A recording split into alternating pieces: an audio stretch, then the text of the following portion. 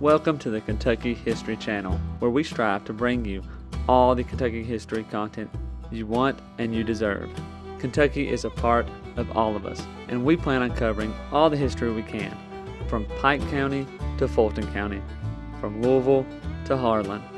Here on our YouTube channel, you can find many videos dedicated to different events, people, governors, and places in Kentucky. There's something for everybody.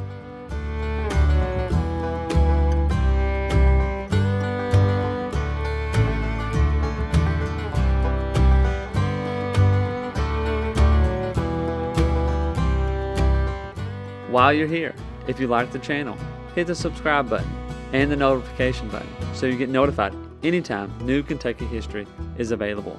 And if you want to support the channel, we have a Patreon page as well, or patreon.com/KYHistoryPod.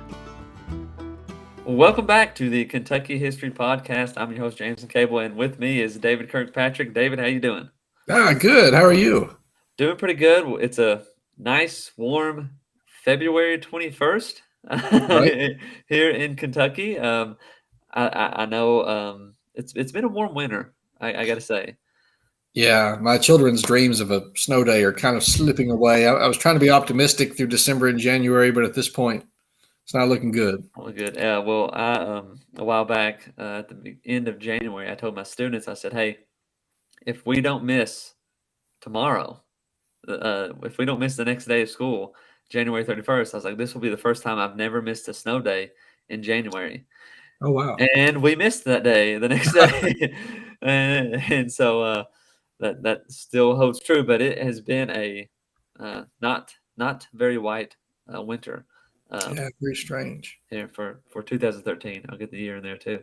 But anyway, we got a good episode to talk about today. Something that, some history buffs, again, might probably know around this, especially if you're in the area. You might know about James Estill and Estill's defeat. If you're from Estill County, you might know about it as well. But it's, again, another frontiersman, frontier battle event, and just James Estill in general, a frontiersman who helped come to Kentucky and has a good, interesting story to go with it. Absolutely. You want to go ahead and get started? Oh, sorry. I was doing it backwards. I was waiting on it. Yeah, no, it is. And Estill is one of those guys that you wonder what he would have accomplished had he lived a little bit longer. And we'll talk about his life and how it ended. But, I mean, he really is a leader, and he's well-versed in the frontier. And, the last decade of the 18th century, first decade of the 19th century, I mean, these are really years of rapid growth for Kentucky. It is changing as people come down the river. Towns are developing out of places that had been forests not long before. Mm-hmm. And, counties being formed, and you've got to find names for these counties. In a state that's very young and a nation that's very young, it's quite an honor to have a county named after you. So in 1808, when a new bit of Kentucky is carved out of the foothills of the Appalachian Mountains, they had to pick a name for it. And, like you said, they easily selected Estill County after James Estill. And it's not really surprising in some ways, but in other ways it is. Estill had been born in 1750, but he dies in 1782. So even by these frontier standards, I mean, that's fairly young. And his death comes a year before Kentucky or a decade before Kentucky even separated from Virginia. State of 1792. I mean, he has been off the scene a decade by the time Kentucky really achieves its identity. So we have to ask ourselves, what is it about Estill that made him worthy of having his own county, despite being here for such a short time? And to answer that, you've got to go back and look at his life and see a lot of the parallels with other state founders. Mm-hmm. And, getting with his life, again, it's one of those things, not as much information as probably some, but again, that goes to the fact that if he would have probably lived a little longer, he Right. could have, documented those sorts of things as well.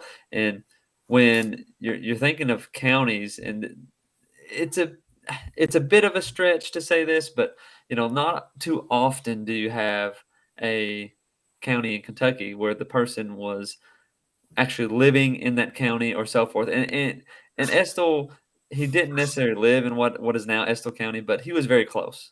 Right. And that's a bit unique to say, even in that strand. But anyway, James Estill was born in Augusta County, Virginia, to Wallace and Mary Estill. With so many of these frontiersmen, his childhood, like we said, a bit of a mystery. We don't really know as much.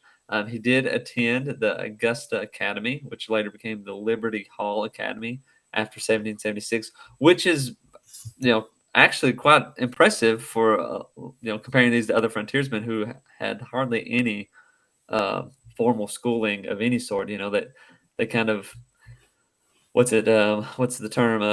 Blue collar, more so. Yeah. That they worked and not that they weren't educated and smart, intelligent people, but they just didn't have that the school learning that people kind of associate intelligence with. These people were survivors, to say the least. They knew how to survive and those sorts of things. Very, very intelligent in their own way.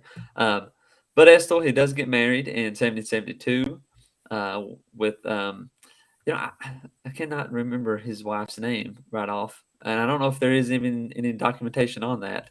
Um, but they have 5 children, 4 sons and a daughter, which is pretty good. I've been um, reading some books here lately about how important it was back in the day that people wanted that son. They wanted a Right. son and so forth to carry the family name or whatever. Um, well, Estill seemed to have gotten that plus some. Absolutely. um, but it's important to remember that Augusta County in the 1770s was really at the edge of Virginia. Right. So Estill, like many of those other people, Boone, Harrod, and so on, they kind of grew up already acquainted with the frontier. They're living on that edge of Virginia, the western part of Virginia. I always kind of hesitate to say West Virginia, but the western part of Virginia, which is basically to say it in a way, the first frontier. Yeah. They're way away from Richmond and the civilization of the original colonies and so forth. So it's kind of a bit of a kind of thing they're already familiar with. But Estill does eventually end up in Fincastle County. So his preference for the backwoods, kind of remains well into his adult life. Not as much as like Boone is in, hey, I see somebody's chimney, smoke from somebody's house, I'm moving. But Right. he's definitely want to be out there. On the frontier, every man needed to protect his community, and this kind of meant that Estill was part of the Fincastle County Militia. Although he was not present during the Battle of Point Pleasant in 1774, despite quite a few of the men from Augusta County being part of that, he was not part of that early kind of frontier battle, I guess to say it. Yep. He was not called up for that.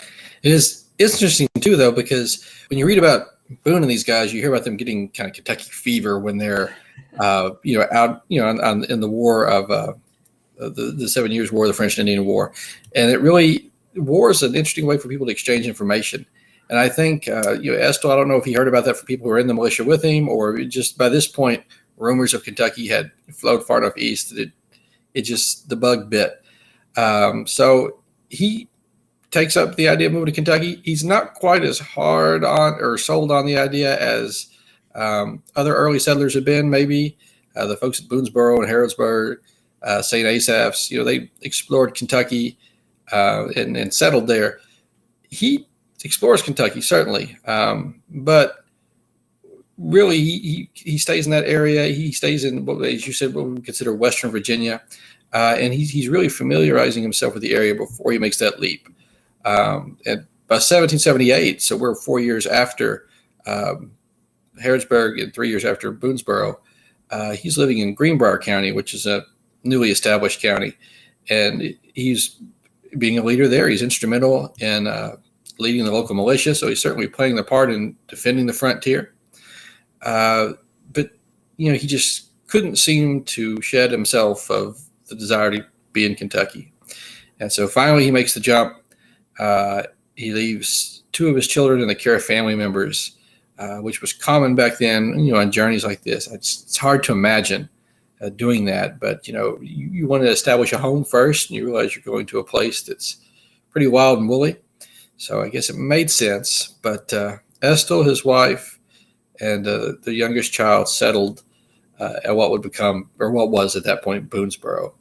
And probably shortly after the siege of Blackfish, so all the exciting stuff we hear about Boone, when Boone escapes and comes back, not long after that, Estill makes his move into Kentucky. Boonesborough was at one point supposed to be a town. It had very promising beginnings. It was actually established as a town in 1799. And as they're picking leaders of the community, Estill's service in the militia, his backwoods reputation and skill led him to be put forward as a possible trustee.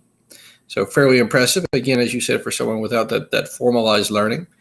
So it proved people trusted his leadership skills, because on the frontier, unlike today, where if someone makes a mistake, maybe taxes are too high or a road doesn't get taken care of, on the frontier, if someone makes a mistake, you die or you starve. So it really is a testament to his leadership skills in that sense. But he and apparently some other appointees end up declining to serve.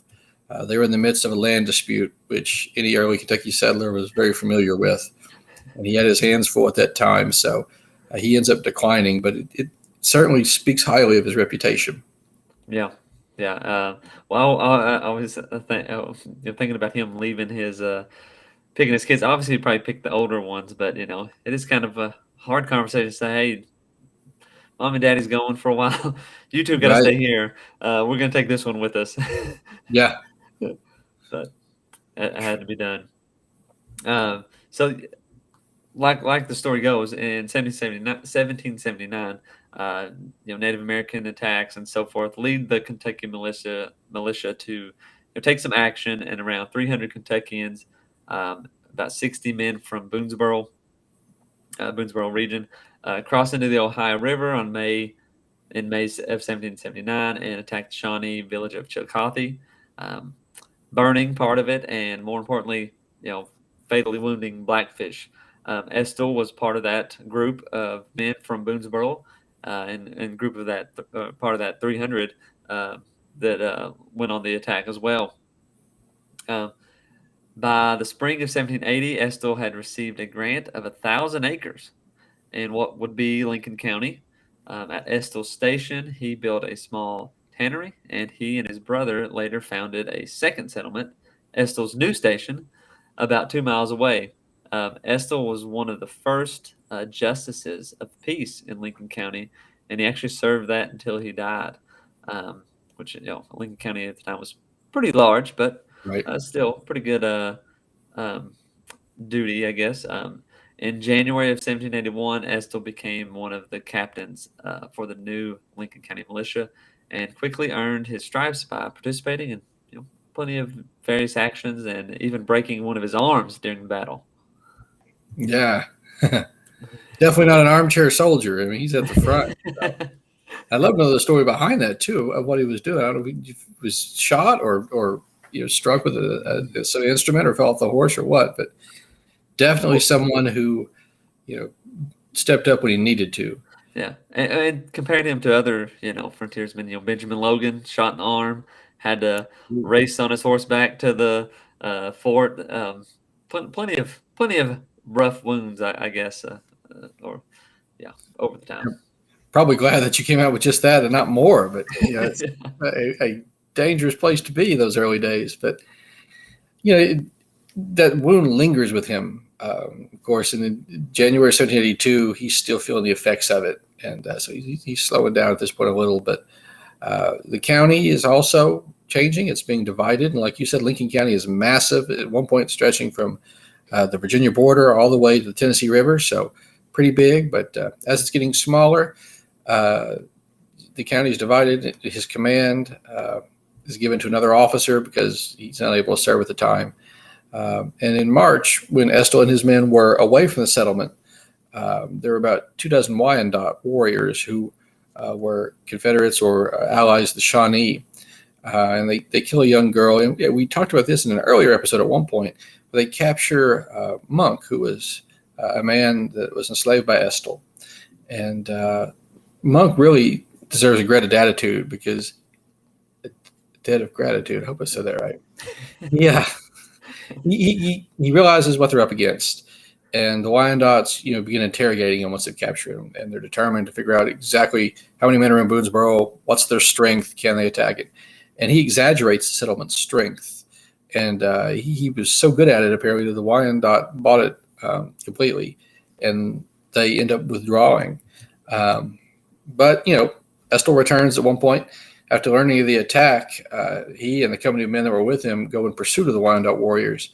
And on March 22nd, 1782, they engage the raiding parties. They catch up to them, and in a fight in which the opposing forces were about evenly matched, give or take a few, Monk ends up escaping, making it back to the American side. And according to several accounts, he took charge of the militia's horses, which is a vital job because you dismount once you're mounted militia, so you're mounted infantry basically. You ride where you're going to go and then you dismount. Mm-hmm. And losing your method of escape could be pretty detrimental. So Monk takes a leadership position in that. The militiamen are weakened by the flight of several people in their number, and they end up giving way and start falling back. Estill was among the 7 or more, right around 7, maybe a couple more killed. So the Wyandottes also lose 17 of their men. But, it's in the grand scheme of things, not really a victory for anyone. But, there were more casualties on the native side. The day ends up being called the Estill's Defeat or the Battle of Little Mountain. But it really was an abrupt end to a life that had just started to find its way in Kentucky. Mm-hmm, mm-hmm. A little more about the about Monk Estill. He carried also, like, while in the retreat, he carried a wounded man while retreating as well, and he actually was very handy. Was a really good blacksmith at Boonesborough as well, and or maybe it was gunpowder. He made gunpowder. And really got a name for himself. And actually, in like 1816 or something like that, James Estill's son frees him, and he is known as, or is assumed to be, the first freed slave in Kentucky. Oh wow! So a little more, a little bit more about him. Just interest. It's probably a whole nother podcast episode on its own. Just one about him. Yeah, definitely. But yeah, one of those things that the Battle of Little Mountain, or also known as kind of Estill's Defeat, it kind of is a bit, it's one of those things. Not really that big of a defeat. And it kind of tarnishes, I feel like, in a way, Estill's name, because you kind of feel like, well, it's Estill's defeat, but yet, what could he have even, what have he done differently, but I guess we can talk a little bit about that too, just kind of the, uh, the details of it, the background, which some of this stuff might be stuff you just repeated, but the battle took place in what is now Montgomery County, and we have an episode about Montgomery County history. And we talked about this briefly with Mr. Hoskins, but what there used to be, the marker that where the battle took place is actually paved over by I-65. Oh wow! I didn't know that. I-64. So there's a marker. It's a little set off, but where Estill actually died is paved over. That's I can't think, like, right before you get to Mount Sterling and before you get to that exit. It's on the west side of the interstate. If you can think of that, if you go listen to that episode, and it'll tell you. He specifically tells exactly where it's at. But yeah, James Estill had ordered. He was kind of the leading officer, and those kind of stuff. William Miller, who ordered the retreat, that left the rest of Estill's command to be kind of overwhelmed by the attacking Wyandots. But I guess get a little more background about that. Yeah, it's interesting too because you look at the Battle of Blue Licks and you kind of demonize the guy, Hugh McGarry, who says, "Let's go." You're not manly if you don't rush in. And in this scenario, we have the opposite. We have someone who issues the retreat before they really should have, and maybe ends up costing some lives. But Estill, like we said, is March 19th, 1782, and what ultimately happens is Colonel Logan, Ben Logan, that we talked about a few episodes ago, receives word of what's going on to the northeast. So James Estill gets a message from him. He's ordered to respond and assist any way that he can.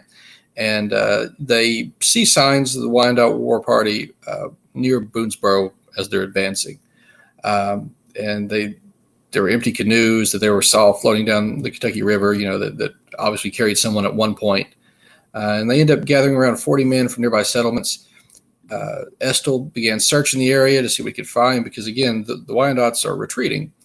And like we said, while he was away, they attack a number of nearby settlements, including Estill Station. And we talked about the young person who was killed. Her name was Jenny Glass.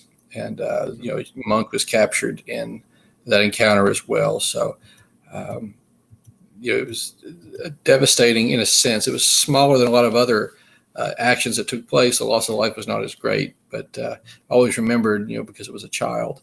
But again, like I said, Monk is taken, and there is some belief among the Wyandottes that maybe because he had been enslaved, that he would support them or that he may ally with them and provide them with the intelligence they need to defeat the fort. And so under interrogation, he persuades the Wyandottes to hold off on their attack. He convinces them that Estill Station is at full strength. Everybody is accounted for. Of course, in the reality of the situation was, with the exception of one man on the sick list, only women and children were present. So, any number of them, I'm sure, could fire a rifle, but the men are out, on a mission. So, after killing a number of cattle, the Wyandotte flee across the river. And as soon as the Indians retreat, Sam South, who ends up being a War of 1812 hero, and Peter Hackett, are both young men at this point, are dispatched to find Captain Estill and let him know what's going on. So they found him near the mouth of Drowning Creek on the Red River on the morning of March 21st, and he instantly responds. About half of his 40 men or so had left families at the fort, so they're extremely motivated to get back and save what they can. They returned to Estill Station the same day, and Estill soon returned with the rest of the party. He orders 5 men to remain at the fort because, again, he's already been dispatched once, and that's when they have trouble with the Wyandotte. So this time he orders 5 men to remain at the fort, and he led the others in immediate pursuit of the raiding party. And he came up and set camp at Little Mountain, which, again, is the alternate name of the battle. And that's near pretty close to Mount Sterling today. Yeah. So, he ends up, they get what rest they can during the night.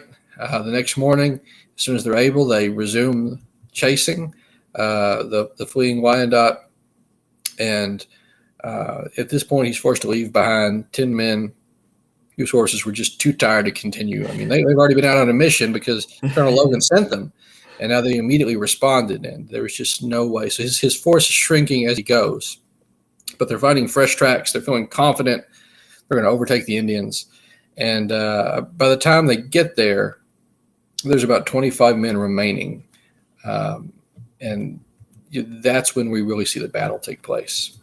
Yeah. And which, again, pretty understanding, like how some of those horses, some of those men are going to be getting tired. And I'm sure Estill as well. I mean, you're going out and having to, pretty much constantly on the move for a good few days. So on the night of the March 22nd, they finally encounter the Wyandottes. The battle pretty much begins. The Wyandotte leader, Sarahua, I don't know if I'm probably not pronouncing that right at all. But it was reported that he was actually shot by the first volley, the first fire shots of the battle. But he encouraged his men to fight on, which is quite unique. With some of the with some Native American battles, if a leader or somebody goes down, they sometimes see these omens as bad, and they would retreat in some cases, but with their leader encouraging them on, they fought on both sides of the creek for a while, for some time, and then they were obviously suffering casualties. When the Wyandots began kind of fording the little mountain creek, Estill countered and divided his forces up into three groups. Estill took the right flank. The left was given to William Miller, while David Cook took the center. Miller was ordered to flank the rear of the Wyandots from the left, and as he prepared to lead his men into the battle, a musket ball apparently hit his rifle, which knocking the flint from the jaws of the lock, which is not a good sign, not something good you want to happen. Pretty vital part. Yeah. Miller allegedly shouted that it was foolhardy to stay and be shot down, so he fled. And his men followed him, which right there shows you the bad decision, I guess. Obviously he could have probably stayed back and let his men go ahead, or got a gun or somebody from somebody else, maybe. Right. But him just he took the sign and say, okay, this is a bad idea, let's not proceed, and then that ended up being the beginning of the end, I guess, to say it that way. This kind of left, when them retreating, it left Estill and his flank kind of open, and the creek was pretty much defended by only like 4 men. So the Wyandots were able to easily rush in, killing Estill and the other militiamen that were retreating. Estill had been wounded 3 times, and as he attempted to escape with his men, he was killed in hand-to-hand combat by a Wyandot warrior. Joseph Proctor witnessed Estill's death and shot the attacker dead with his rifle. So, and there's actually a picture of somebody painted Estill's defeat. We'll have to check out or show at some point or post it. So pretty big conflict. A lot of people, a lot of wounded, a lot of dead. But again, like really, when you look at the 2 sides of it, it wasn't terrible to say that, or terribly one-sided, but it was not a victory for either side. Some Kentuckians were captured, but reported later that the Wyandots had suffered about 20 some casualties, or 17, I think. Monk Estill had reported 17. This was kind of confirmed too. So about 17 some casualties for the Wyandots. 18 Kentuckians survived. Some of them were James Anderson, David Lynch, William Irving, and Adam Caperton. The father of United States Congressman Hugh Caperton was killed. He did not survive. But pretty big battle, but not nothing that was uncommon in the frontier. But there was consequences, obviously, after this. Yeah, absolutely. And just as a side note for people who wonder, when we talk about these battles, especially from this early time frame, we usually are pretty spot on with American casualties, and we will say, well, around this many natives were killed. That's not just because the melee and the chaos of the battle, but it's because the native practice in the Ohio Valley is to remove the dead when you can, so you conceal your losses. Mm-hmm. So it's difficult, for early historians or even eyewitnesses to really give a valid account sometimes because of that. Mm-hmm. But you're right. Well, I was going to say too, you may get somebody who's wounded and is able to get off the battlefield, but then they die a day or 2 later, and that's not going to be. You're not going to know. Yeah. Sepsis, gangrene, all those things that today are so easily taken care of on the battlefield were real threats. And it's a problem because it lingers. But yet, like you said, it's true. There are some pretty hefty results for such a small battle. Again, maybe it shouldn't be called Estill's defeat. Like you said, yes, he dies there, but it wasn't his fault, and even at the time, people felt that way. William Miller, who ordered the retreat, really becomes the scapegoat for this. Not only for the loss of the battle, but for the death of Estill, who, again, a lot of people looked on as a community leader.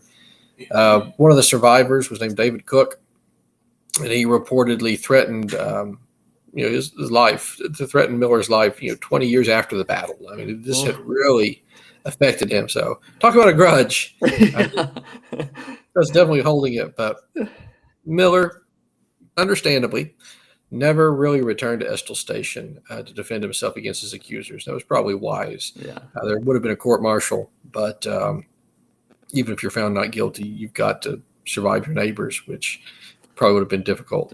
Yeah. On the opposite side of the coin, again, we've got Monk, and he assumes the surname Estill, Monk Estill, who really wins particular distinction for bravery during the battle, not just when he's captured, but like we talked about earlier, during the battle itself. And he ends up, as you mentioned, being granted freedom by Estill's son, Wallace Estill, becoming the first freed slave in Kentucky. So the traditional side of Estill's death, of course, is people have tried to point to an old, sycamore tree. You've got the interstate through there. That makes it tricky to know for sure. But like you say, so many of those things have been paved under.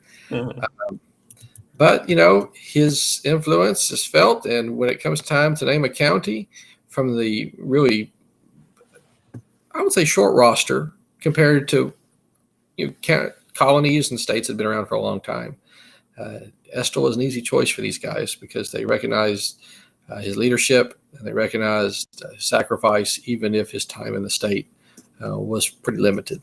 Mm-hmm. Yeah, and that's the way a lot of the county names, when they were first chosen, war heroes or people who died in battle, were moved pretty high up the list, especially if they were a colonel or had some sort of ranking. And during that time period, those were the heroes of the day. Those people. So it's not surprising that his name lingered, and when it came time to name a county, that he was chosen. Did you say it was 1808, or what year did Estill County be formed? 1808. Yeah, and by that time, I mean, you're getting up there in the counties. I mean, that's 30. So I don't know right off the top of my head, but Yeah, sounds right. And actually, I could probably check that out real quick. Estill County, the 50th. So, oh wow, 50th okay, so county. So that's the list is getting short, I guess, and no offense to anybody being chosen, but like by that time, in about 10 years, you get about 10 counties named after heroes of the War of 1812. So, right, that's right. At that point in 1808, the frontiersmen people have been selected, I guess, to say it Yes. least. Yeah. And you've already got your Washingtons and your Jeffersons out of the way, so you're moving on to other folks. Yeah. And at that time, there's only been about 4 governors. Right. So, but yeah, that's again a very interesting story with James Estill. He was definitely a frontiersman worth noting. Again, kind of like John Floyd too, died a bit early. What could have changed after if they would have lived a little longer or lived as long as some of the other frontiersmen. Right. Yeah. Anything else to add? No, I think that's it. I think that speaks well of those silent pioneers whose stories were not told and whose actions, paved a way for more people to come, even if they themselves weren't given the accolades that some of the more famous folks were. So, yeah. Well, that sounds good. Thanks again for listening, everybody, and we'll see you next time. Take care. Welcome to the Kentucky History Channel, where we strive to bring you all the Kentucky history content you want and you deserve. Kentucky is a part of all of us, and we plan on covering all the history we can, from Pike County to Fulton County, from Louisville to Harlan. Here on our YouTube channel, you can find many videos dedicated to different events, people, governors, and places in Kentucky. There's something for everybody.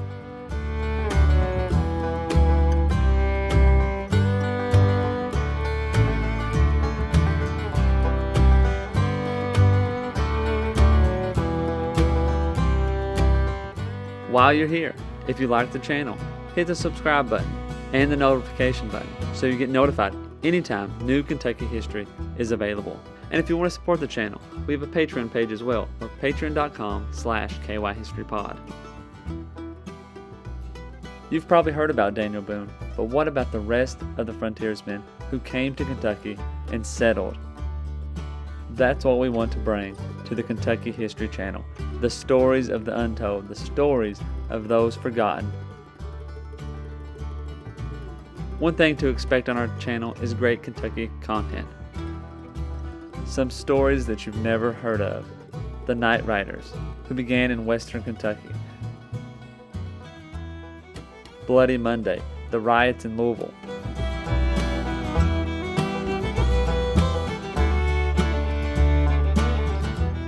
The assassination of Governor Goebel, the only governor ever assassinated in the United States. Stories from all over Kentucky, stories that are unforgettable once you've heard them. You can find out who counties in Kentucky are named after and how your county got started. From beginning to end, we plan to document every county in Kentucky, all 120. Reach out to us on all of our social media platforms, Twitter, Facebook, and Instagram. And also leave a comment on one of our YouTube videos. You can also check out our podcast episodes. You can subscribe to our podcast on Apple Podcasts, Spotify, iHeartRadio, and many more.